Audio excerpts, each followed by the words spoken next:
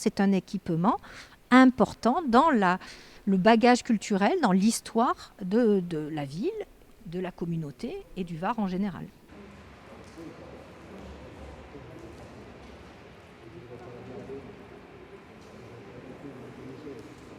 Que ceux qui connaissent la patinoire et qui sont venus auparavant vont la reconnaître de l'extérieur. Et encore, il y a eu des changements sur la façade aussi, mais ils auront quand même des difficultés à se souvenir de ce qu'elle était avant parce que tout a été refait. Tout. Pourquoi une sacrée réalisation? Parce qu'on s'est quand même donné des challenges. Parce que donner un coup de bulle, recommencer à zéro, c'est faisable, on sait faire, c'est plus long, c'est moins long, mais c'est surtout beaucoup plus cher.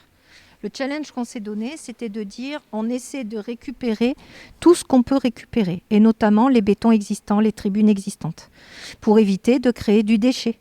Et donc d'économiser de la ressource, au-delà des euros, d'économiser de la ressource pour refaire toutes les fondations, etc. Donc aujourd'hui, le challenge, ça a été de pouvoir répondre aux normes de 2020, 2021, avec des bétons qui avaient été conçus en 1968. En fait, ce qui se passe, c'est que tous les jeunes et moins jeunes, parce que maintenant ça fait un peu longtemps, sont venus à la patinoire. Et ils continuent à aller à la patinoire. Les scolaires font du patin dans le Var. C'est le seul endroit.